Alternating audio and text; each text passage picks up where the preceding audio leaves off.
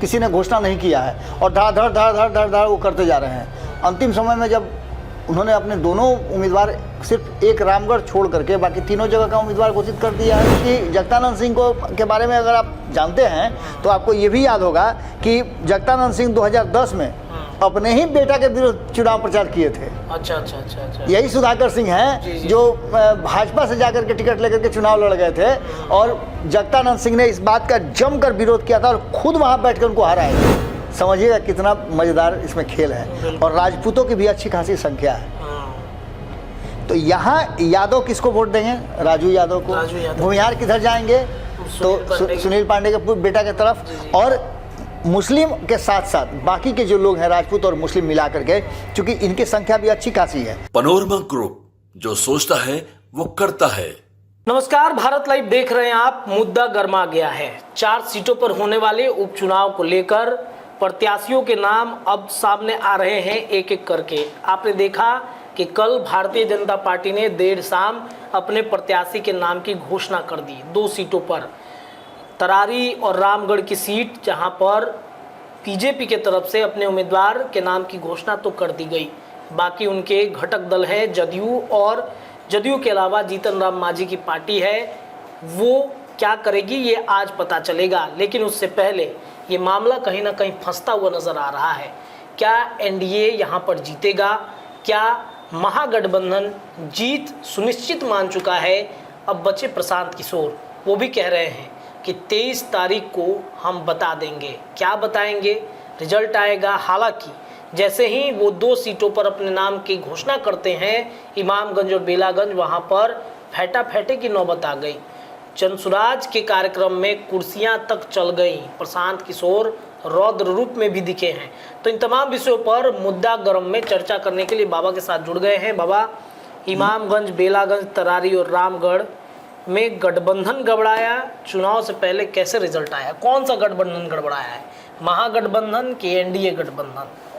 देखिए रत्नेश, दोनों गठबंधन गड़बड़ चल रहा है। अच्छा, कैसे? प्रशांत किशोर के यहाँ उम्मीदवारी को लेकर के इतना मारामारी होना, और पहली बार पार्टी बनाए हैं, पहली बार पार्टी बना के चुनाव लड़ रहे हैं, उसके बाद भी उम्मीदवार को चयन के लिए इतना बड़ा बवाल हो जाना, कुर्सी चल कहीं ना कहीं इस बात की तरफ इशारा करता है कि प्रशांत किशोर को आप अंडर एस्टिमेट नहीं कर सकते हैं। जी। और यही कारण है कि बार बार रिजल्ट को लेकर के टेंशन हो रहा है। आपने देखा होगा कि हम शुरुआत करते हैं महागठबंधन से, तो इंडिया गठबंधन की तरफ से आप देखिएगा तो 81 सीट जो झारखंड में है, उसके अलावा बिहार का भी आप देख लीजिए ना, बिहार में भी अभी तक किसी ने घोषणा नहीं किया है और धड़ वो करते जा रहे हैं। अंतिम समय में जब उन्होंने अपने दोनों उम्मीदवार सिर्फ एक रामगढ़ छोड़ करके बाकी तीनों जगह का उम्मीदवार घोषित कर दिया है जनसुराज ने।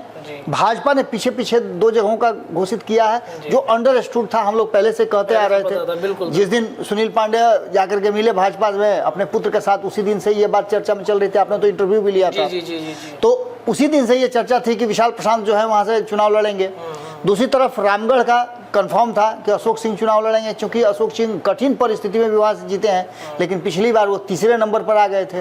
तो एक बार फिर से माहौल को बदलने की कोशिश की जा रही है, क्योंकि भाजपा वहाँ बड़ी बुरी तरह से परास्त हुई है लोकसभा में। तो इन सभी बातों को लेकर के भारतीय जनता पार्टी को वहाँ अपनी उपस्थिति दर्ज करनी है। इसके लिए अशोक सिंह पुराने नेता हैं, मजबूत हैं और भी दिया था उन्होंने निश्चित रूप से। और जो वहाँ का जातीय समीकरण है रामगढ़ का, वहाँ राजपूतों का 2,70,000 वहाँ वोटर हैं, उसमें राजपूत समाज निर्णायक भूमिका में रहता है। जबकि आपको बता दें कि राजपूत समाज के साथ साथ यादव भी अच्छी खासी संख्या में है और रविदास अच्छी खासी संख्या में है। आपको याद होगा कि पिछली बार 2020 के चुनाव में वहाँ से बीएसपी के उम्मीदवार जो उसी समाज से आते हैं, वो काफ़ी मजबूती के साथ लड़े थे और मजबूर होकर के भारतीय जनता पार्टी को 3रे नंबर पर ठेल दिया गया था। तो रामगढ़ की स्थिति में ये तो क्लियर हो गया कि एक नाम हमारे सामने आ गया है। दूसरा नाम कमोबेश है, जो कि गठबंधन में अभी भी चल रहा है उठापटक। अब आप समझिए कि 4 सीट में से 2 सीट भाजपा ने अपने पाले में रख लिया। एक सीट जो कि हिंदुस्तानी आवाम पार्टी का था, वो तो देना उसकी मजबूरी थी। लेकिन नीतीश कुमार को एक ही सीट मिला, ये भी कम आप मत समझिएगा कि जी बिल्कुल। तो वो सीट क्या बाबा नीतीश की कमजोर सीट है, क्योंकि उनके प्रत्याशी नहीं मिल रहे हैं? नहीं, उस पर हम चर्चा करेंगे। जी। उस पर हम चर्चा करेंगे, लेकिन पहले हम रामगढ़ की अगर चर्चा कर लेते हैं तो रामगढ़ की चर्चा में यहाँ जगदानंद सिंह का गढ़ माना जाता है। बिल्कुल। हालांकि जगतानंद सिंह को के बारे में अगर आप जानते हैं तो आपको ये भी याद होगा कि जगतानंद सिंह 2010 में अपने ही बेटा के विरुद्ध चुनाव प्रचार किए थे। अच्छा अच्छा अच्छा अच्छा। यही सुधाकर सिंह जी, हैं जी। जो भाजपा से जाकर के टिकट लेकर के चुनाव लड़ गए थे और जगतानंद सिंह ने इस बात का जमकर विरोध किया था और खुद वहां बैठकर उनको हराए थे। तो जगतानंद सिंह ने वो किया है, मतलब लेकिन अब परिवार दो खेमे में है। निश्चित रूप से मैं तो एक बार आपको याद होगा मैंने आपके साथ खबर करते हुए ये बताया था कि ये पारिवारिक परंपरा चलती आ रही है, लेगेसी चलती आ रही है।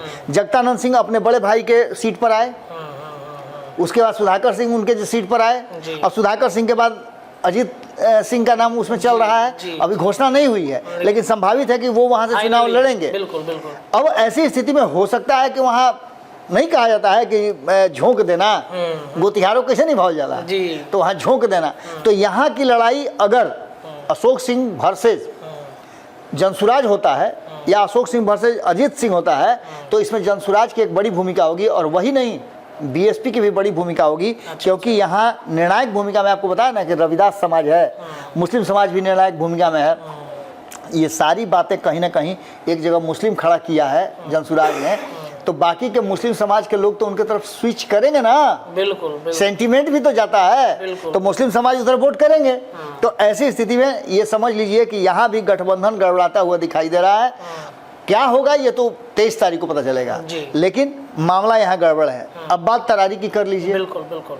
तो तरारी में आप जान रहे हैं कि वहाँ की स्थिति क्या है। तरारी में भी भारतीय जनता पार्टी का ही सीट है। तो तरारी में भारतीय जनता पार्टी ने अपना उम्मीदवार भी घोषित कर दिया है और तरारी में सबसे पहले उम्मीदवार जनसुराज ने घोषित किया था। हालांकि सीपीआईएमएल के तरफ से भी क्लियर है कि राजू यादव वहां से चुनाव लड़ेंगे। जी। राजू यादव मजबूत नेता भी हैं, जमीनी नेता भी हैं। 2019 में लोकसभा का चुनाव लड़े थे जी। और उनको इस बार सुदामा प्रसाद को लड़ा करके उनकी जगह को भरा गया है। सुदामा प्रसाद चुनाव जीत गए हैं, अब उनकी जगह पर उनका ट्रांसफर होना है। अच्छा। तो निश्चित रूप से ये म्यूचुअल अंडरस्टैंडिंग है जिसमें राजू यादव वहां से चुनाव लड़ेंगे। पहले भी वो टक्कर दे चुके हैं। तो ऐसी स्थिति में सीपीआईएमएल का तो क्लियर हो गया है, लेकिन इसके बाद जनसुराज का और भाजपा का जी। दोनों के उम्मीदवार के क्लियर होने के बाद एक बात तो साफ नजर आ रही है कि यहाँ जो निर्णायक भूमिका में यादव हैं, भूमिहार हैं और मुस्लिम। समझिएगा कितना मजेदार इसमें खेल है। और राजपूतों की भी अच्छी खासी संख्या है। तो यहाँ यादव किसको वोट देंगे? राजू यादव को। राजू यादव। भूमिहार किधर जाएंगे? तो सुनील पांडे के बेटा की तरफ। और मुस्लिम के साथ साथ बाकी के जो लोग हैं राजपूत और मुस्लिम मिला करके, चूंकि इनकी संख्या भी अच्छी खासी है। अगर 35 हज़ार के आसपास यादव हैं, 70 हज़ार के आसपास कहा जाता है कि भूमिहार समाज के लोग वहाँ हैं, तो मुस्लिम समाज के लोग भी 35 हज़ार के आसपास हैं।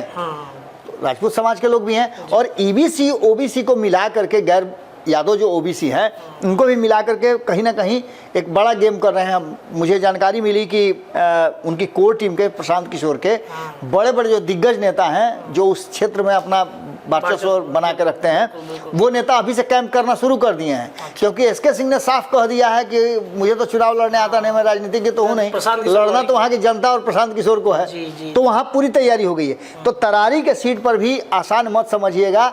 गठबंधन की तरफ से भले ही सुनील पांडे के बेटा का नाम अनाउंस हो गया, मैंने ये भी बताया था कि सुनील पांडे के बेटा का नाम अनाउंस होना या सुनील पांडे की वहाँ उम्मीदवारी होने का एक फायदा तो ये मिलेगा कि चिराग पासवान के अगेंस्ट में वहाँ पशुपति कुमार पारस जम करके उनका प्रचार करेंगे।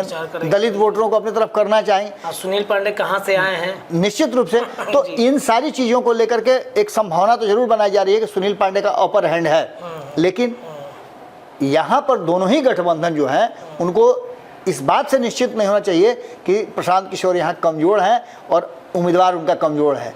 कभी भी कोई भी वहाँ गेम हो सकता है। जब 400 के आसपास वोट से हार जीत वहाँ हो सकता है तो कुछ भी हो सकता है। लड़ाई बहुत कड़ी है। इमामगंज की बात करें, रिजर्व सीट है, यहाँ भी कहीं ना कहीं एक बड़ा खेल दिया है जनसुराज ने। आप समझिएगा, एक तरफ एक सेना के जवान को खड़ा किया है, दूसरी तरफ एक डॉक्टर को खड़ा किया है इमामगंज में, और वो ऐसा डॉक्टर जो एकदम बिल्कुल जमीन से जुड़ा हुआ डॉक्टर है। आम जनता से उसका घरेलू संबंध है। जी। किसी को भी कभी भी जरूरत पड़ती है तो वो डॉक्टर हमेशा उनके लिए तैयार रहता है। कोरोना काल में उन्होंने बहुत अच्छा काम किया है और ऐसे व्यक्ति को युवा भी हैं। चर्चा जो चल रही थी कि खाली बूढ़ा बुजुर्ग को ला करके भर रहे हैं प्रशांत किशोर, खाली रिटायर्ड लोग, तो ऐसा युवा को लाए हैं कि 44 इयर्स के आसपास उन्होंने मंच पर ही कहा था कि मेरा उम्र 44 साल है।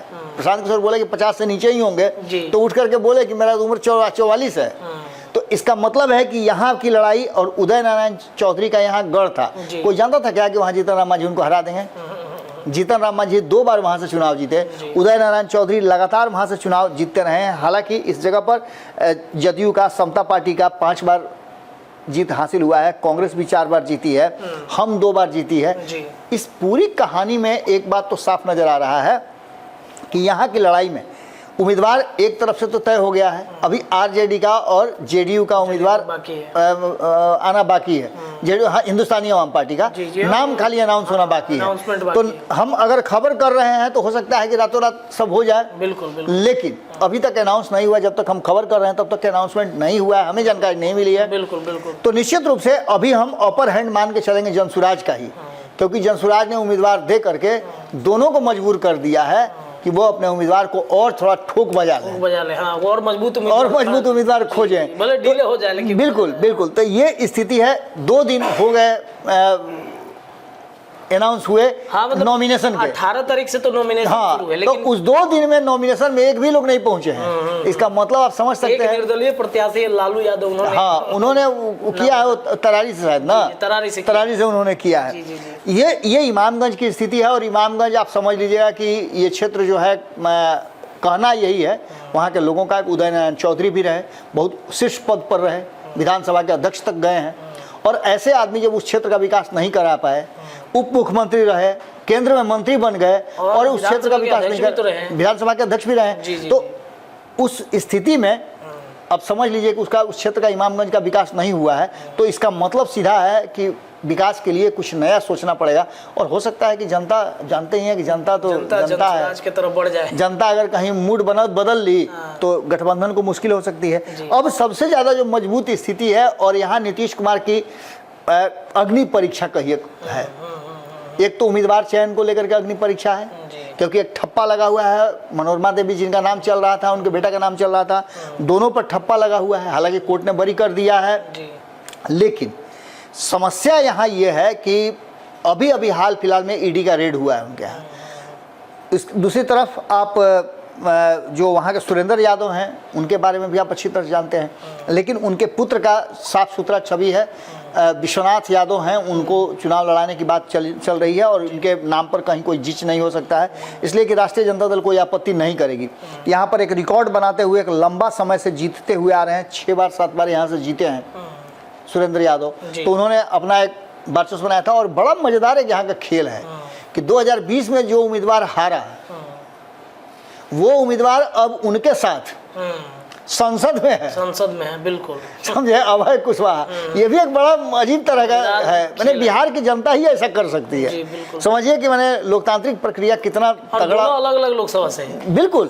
अब समझिएगा कि एक ही पार्टी से दोनों एक दूसरे के विरुद्ध चुनाव लड़े विधानसभा का। सुरेंद्र यादव जीते, अभय कुशवाहा हारे, लेकिन लोकसभा का चुनाव दोनों एक ही पार्टी से लड़े और जीते भी। यही राजनीति है, यही लोकतंत्र है। तो ऐसी स्थिति में यहाँ जो परिस्थितियां हैं, उसमें 70,000 के आसपास यहाँ यादव हैं, 50,000 के आसपास शेड्यूल कास्ट हैं। और फिर यहाँ हम आपको बताएंगे कि बगल में इमामगंज है, और इमामगंज में पासवान उम्मीदवार है, वो भी युवा है और डॉक्टर भी है। तो यहाँ के उम्मीदवार को भी प्रोफेसर चुना गया है। यानी आप सिलेक्शन देखिएगा, एक सेना का जवान, एक डॉक्टर और एक प्रोफेसर, और सबकी छवि बिल्कुल पाक साफ। रामगढ़ में तो आईएएस अधिकारी हो सकते हैं, हो सकता है। वही बात तो मैं चर्चा तो चल ही रही थी, लेकिन वहां भी चौंकाने वाला ही फैसला होगा। बिल्कुल। अब ऐसी स्थिति में मैं शुरू में बता रहा था रत्नेश कि जिस पार्टी में टिकट के लिए मारामारी होना शुरू हो जाए, इसका मतलब है कि वहां उसके टिकट का कुछ वैल्यू है। आप अन्यथा में नहीं ले सकते हैं, इग्नोर नहीं कर सकते। काहे नहीं सुने हैं कभी कि चिराग पासवान की पार्टी में मारामारी हो गया है, कभी आपने सुना है कि पप्पू यादव के जाप में हो गया हो, उपेंद्र कुशवाहा के पार्टी में, मुकेश सहनी के पार्टी में कभी मारामारी लाठी भाला देखे हैं? नहीं होता है। टिकट का मारामारी वहीं होता है जहां उम्मीदवार को ये लगता है कि यहाँ से हम जीत सकते हैं, वहीं मारामारी होती है।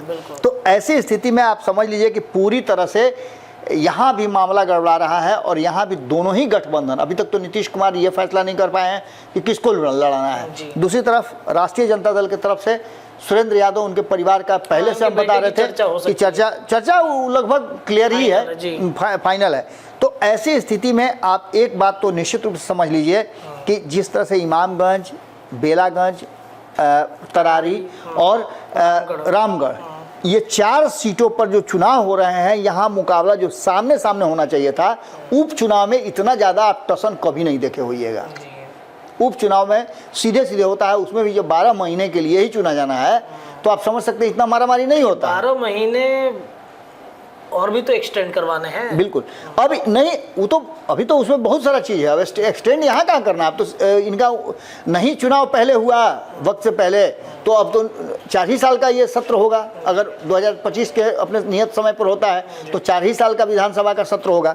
ये सभी परिस्थितियाँ घुमा फिरा करके 12 महीने का जो समय है, मैं बार बार कह रहा हूँ कि कहीं ऐसा ना हो कि बिहार की जनता सोचती कुछ अलग है, कभी कभी ये लोग एरोप्लेन से भी तेज उड़ जाती है, तो कहीं ऐसा ना कि सोच ले कि जनसुराज को 12 महीने तो देना है, 12 महीने में चेक करने का। तो ऐसी स्थिति में दोनों गठबंधन को मुश्किल हो जाएगा और यही कारण है कि हम बार बार कह रहे हैं कि गठबंधन गड़बड़ा गया है और चुनाव का रिजल्ट जो है वो कहीं ना कहीं प्रभावित जरूर हो रहा है। यानी कि रिजल्ट जो है कहना मुश्किल होगा कि कौन जीत कौन हार रहा है। 3 सीटें महागठबंधन की तरफ है, 1 सीट एनडीए गठबंधन की तरफ है।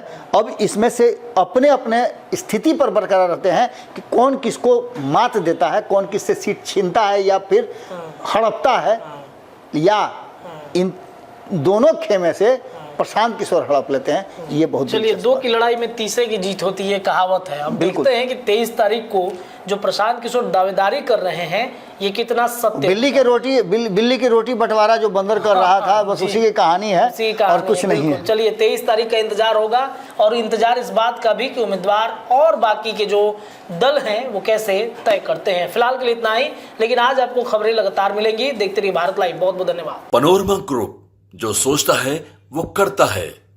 अगर ये वीडियो पसंद आई और वह बिहार के राजनीति और बिहारियत से सरोकार रखेनी तो सब्सक्राइब बटन दबा के चैनल के सब्सक्राइब कर ली। ओजे एगो घंटी बा, ओकरा बटन दबा देला से कुल सटीक और मारक खबर रुआ मुफ्त में मिल जाई। अगर रुआ पत्रकारिता के हमनी के नया प्रयोग में सहयोग कर चाहतानी तो ज्वाइन बटन दबा दी। पेटीएम नंबर नोट कर ली 9386816700। धन्यवाद।